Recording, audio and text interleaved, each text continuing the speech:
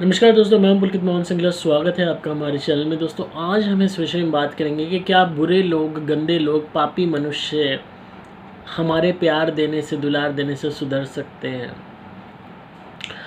दोस्तों, जितने भी पापी लोग होते हैं, गंदे लोग होते हैं, क्रूर लोग होते हैं, अगर आप देखेंगे तो इनके अंदर की जो आत्मा होती है बहुत मलिन होती है। इतनी मलिन होती है कि अगर आप इनको प्यार दें, इज़्ज़त दें, तो भी ये नहीं सुधरते। मैंने खुद अपने जीवन में ऐसे पापी मनुष्य देखे हैं जो बहुत बुरे निकले, गंदे निकले, बेइज़्ज़ती करने वाले, गाली गलौज करने वाले, लड़ाई झगड़ा करने वाले। और उनको आप कितनी इज़्ज़त दे लो, कितना ही आप उन्हें जो है अवॉइड कर लो, कितना ही आप उनसे प्यार से बात कर लो, कितना ही आप सोचो कि शायद भगवान इन्हें सद्बुद्धि दे, पर उनको नहीं मिलती। उनके अंदर की गंदगी, उनके अंदर की मलिनता, उनके अंदर की यूँ कह लीजिए क्रूरता बनी रहती है। अक्सर रिश्तों में ऐसा होता है, पति क्रूर मिल गया, गंदा मिल गया, पत्नी मना रही है, प्यार से बात कर रही है, सब कुछ कर रही है, पर उसके अंदर कोई बदलाव नहीं आता। सास में ऐसी मिल गई, आप कितना ही अच्छा कर लो, पर आपका कोई एक्नॉलेजमेंट नहीं। कभी कभी बच्चे ऐसे मिल जाते हैं, घमंडी हो जाते हैं, माँ बाप कितना ही उनको पुचकार लें, दुलार कर लें, वो परवाह नहीं करते। तो जहाँ एक आत्मा क्रूर होती है, गंदी होती है, मलिन होती है, वहाँ आप उसको इज़्ज़त दे लो, चाहे चाहे प्यार दे लो, सम्मान दे लो, मान दे लो, वो कभी भी आपको बदले में प्यार रिवर्ट में नहीं देंगे। मैंने अपनी ज़िंदगी में खुद ये चीज़ें महसूस करी हैं। जो गंदे लोग होते थे, क्रूर लोग होते थे, जलन करने वाले गंदे घटिया पड़ोसी होते थे, मैं उनको नमस्ते तक करता था, क्योंकि मैं हमेशा सोचता था कि कोई बात नहीं, इंसान बेचारा जलन के मारे विवश है, इसलिए उनके अंदर की जलन जो है वो उन्हें मजबूर करती है कि वो कटु शब्द बोलें, बुरा व्यवहार करें। फिर भी हम नमस्ते कर देते थे कि नमस्ते अंकल, नमस्ते आंटी। शायद इनके अंदर शर्म हया थोड़ी उत्पन्न हो जाए, शायद ईश्वर इन्हें सद्बुद्धि दे दे, शायद इनको रियलाइजेशन हो जाए। पर आप देखेंगे कि ऐसे लोग आपकी नमस्ते भी नहीं लेते, उल्टा और अकड़ में आगे बढ़ जाते हैं। मैंने टीचर्स ऐसी देखी, खूब उनको सम्मान दिया, इज़्ज़त दी, जब भी बुरा व्यवहार, जलन के चलते, ईगो की लड़ाई के चलते। दोस्त देखे ऐसे बुरे से बुरे, कॉन्स्पिरेसी करने वाले, दिमाग में गंदगी रखने वाले, बुरा सोचने वाले। आप कितना ही कोशिश कर लो, पर वैसे के वैसे।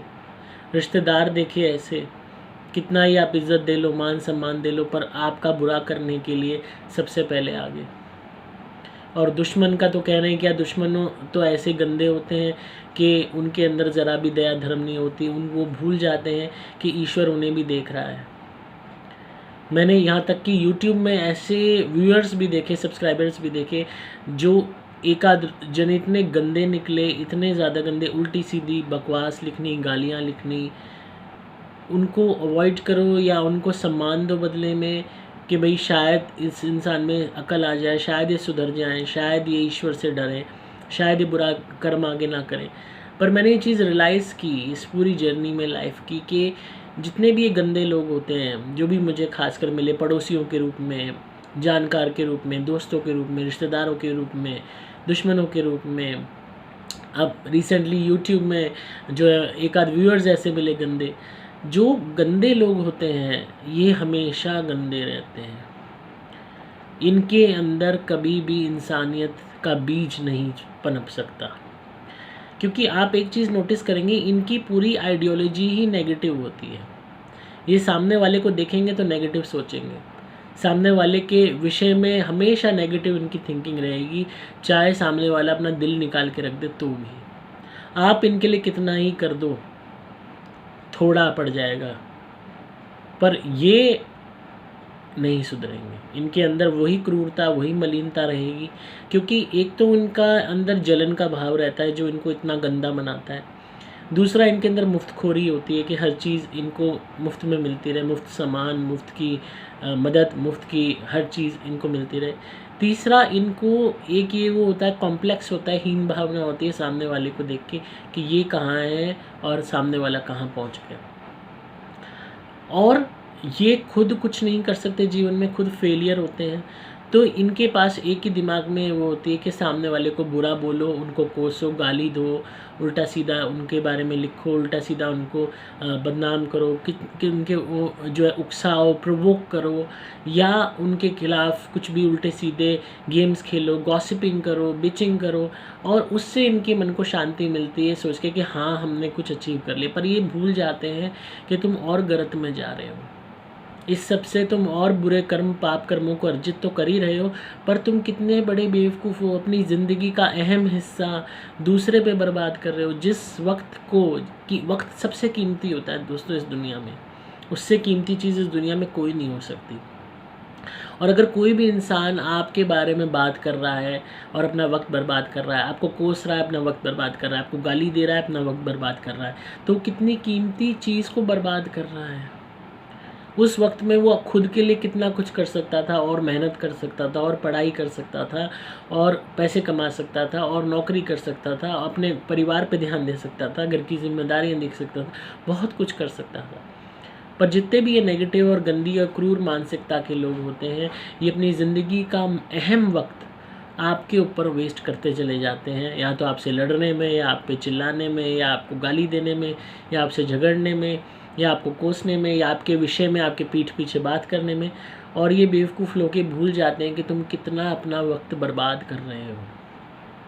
तुम अपने वक्त के नहीं हुए, तुम खुद के नहीं हुए, खुद की कमियों को तुमने नहीं पहचाना, खुद के गिरेबान में झाँक के नहीं देखा, और तुम इसी ईगो में दूसरे को ख़राब कर रहे हो, क्योंकि तुम्हारी जलन, तुम्हारी हीन भावना, तुम्हारी लालच, तुम्हारी मुफ्तखोरी तुम्हारे को विवश कर रही है दूसरे का बुरा करने के लिए। तो आपको जीवन में इस तरीके के लोग मिलेंगे। हमारी जो भी स्पिरिचुअल जर्नी होती है लाइफ की, हम अगर कोई सही पथ पे कोई भी इंसान चल रहा होता है तो उसको ऐसे लोग मिलते हैं। और इन सभी लोग जो रिश्तेदार के रूप में, पड़ोसी के रूप में, जानकार के रूप में, दुश्मन के रूप में, दोस्त के रूप में, पति के रूप में, कभी कभी प्रेमिका के रूप में, कभी कभी पत्नी के रूप में, कभी कभी ससुराल वाले ऐसे मिल जाते हैं, कभी कभी कुलीग्स ऐसे मिल जाते हैं, कभी कभी जानकार लोग ऐसे मिल जाते हैं। इन सब के अंदर एक कॉमन ट्रेड आपको देखने को मिलेगा, सब में एक कॉमन क्वालिटी मिलेंगी। ये कॉमन क्वालिटी है जलन, हीन भावना और मुफ्तखोरी। और ये तीनों क्वालिटीज़ ही इनको क्रूर बनाती चली जाती है। और जितने ज़्यादा ये गंदे कर्म करते हैं, क्रूरता दिखाते हैं, बुरे कर्म करते हैं, ये अपना खाता प्रेत योनि में तो खोल ही लेते हैं, भूत प्रेत बन के घूमते हैं, क्योंकि वहाँ भी इनको यही रहता है, मुफ्त में किसी के शरीर पर चढ़ो, उसके शरीर का भोग करो, इंसानों से जलन करो, हीन भाव ना करो, और वहाँ प्रेत योनि में कई साल सड़ के उसके बाद फिर उन्हीं योनियों में निचले स्तर के जानवरों में पहुँच जाते हैं। जैसे लकड़बग्गा हो गया, मुफ्तखोरी की आदत, दूसरे का शिकार खाना, हीन भावना, बड़े जानवरों से हीन भावना करना, जलन करना कि तुम शिकार नहीं कर पाए, उसके बाद पेट ऐसा जैसे अंधा कुआं, भूख खत्म ही ना हो, हवस इतनी ज़्यादा। तो ये सारी क्वालिटी निचले स्तर के जीव जंतुओं में होती है, जो ये लोग अपने मानव शरीर में रहते हुए अर्जित कर लेते हैं। और इसी कारण इनको ऐसी निचले स्तर की योनियाँ प्राप्त होती हैं, क्योंकि फिर ईश्वर कहते हैं कि तुम इंसान बनने लायक नहीं हो, तुम्हारी आत्मा इस लायक नहीं है अब रही कि तुम्हें इंसान का शरीर दिया जाए। पहली बात ही इनका शरीर छीन लिया जाता है। अक्सर ऐसे लोग अकाल मृत्यु को प्राप्त होते हैं जो मुफ्तखोरी, जलन और हीन भावना के चलते दूसरों का बुरा करते हैं। और उसके क्योंकि ईश्वर कहते हैं कि तुम्हें इस शरीर को रखने का कोई हक नहीं, क्योंकि जब तुम दूसरे का बुरा कर रहे हो अपनी जलन के चलते, अपनी हीन भावना के चलते, मुफ्त में उससे को लूटने के लिए, मुफ्तखोरी के चक्कर में, और तुम अपने कर्मों को नहीं देख रहे तुम क्या कर्म कर रहे हो, तो अब तुम बिना शरीर के रहो, तुम भी अब शरीर से वंचित रहो। तो फिर उसके बाद जब ये प्रेत योनि में सड़ते हैं तो पहली इनका मानव शरीर तो छिन ही जाता है। ईश्वर कहते हैं तुम्हें मानव शरीर में तुम्हारी आत्मा रहने लायक अब नहीं रही, इसीलिए इन्हें प्रेत योनि मिलती है। फिर उसके बाद भी जब ये नहीं सुधरते तब इन्हें फिर निचले स्तर की योनियाँ मिलती हैं, और वो सिलसिला फिर कभी ख़त्म नहीं होता निचले स्तर की योनियों में जानते रहने का। फिर इनकी आत्मा तड़पती है मानव शरीर के लिए, ताकि वो अच्छे कर्म कर सके, सुधार कर सके, अपने आप को बदल सके, पर वो क्षण आता ही नहीं। लाखों वर्ष बीत जाते हैं और ये जानवरों की योनियों में घूमते रहते हैं। तो आप बिल्कुल भी वंचित ना हो, घबराएं नहीं कि आपको ऐसे बुरे लोग मिल रहे हैं। दोस्तों, हर एक के जीवन में ऐसे लोग आते हैं। मेरे जीवन में ऐसे लोग बहुत आए हैं जो जलन के चलते, मुफ्तखोरी के चलते कि और हवस के चलते, हीन भावना के चलते उन्होंने मेरा बुरा किया, बुरा कहा, उल्टी सीधे ट्रीटमेंट दिखाया, गंदा बिहेवियर दिखाया, गाली गलौज की, हर तरीके के गंदे लोग। तो मैंने तो ईश्वर से बस यही कहा कि ईश्वर इन्हें सद्बुद्धि दे और मैं अपने मार्ग पे चलता रहूं जो मेरा मार्ग है। और लोग अक्सर क्रूड भाषा में कह देते हैं कि हाथी चल रहा है कुत्ते भौंकते हैं। चाहे आप ऐसे मान लो कि भाई आपको अपनी स्पिरिचुअल जर्नी को ख़राब नहीं करना, आपने उस पर चलते रहना है। और ऐसे लोगों को just treat them as invisible, कि जैसे एग्जिस्ट ही नहीं करते। कभी कभी हालांकि मुश्किल हो जाता है, कभी ऐसे लोग घर में भी हो जाते हैं, रिश्तेदारी में हो जाते हैं, बिल्कुल आपके साथ ही रहने वाले हो जाते हैं, पड़ोस में हो जाते हैं, हर वक्त वास्ता पड़ रहा है, ऑफिस में हो जाते हैं। पर फिर भी हमारे को ये जज्बा क्रिएट करना होगा, we have to treat them as invisible, कि इनका होना ना होना ही एक बात है। कि क्योंकि इनका खुद का होना इस धरती पे एक बहुत बड़ा बोझ होता है।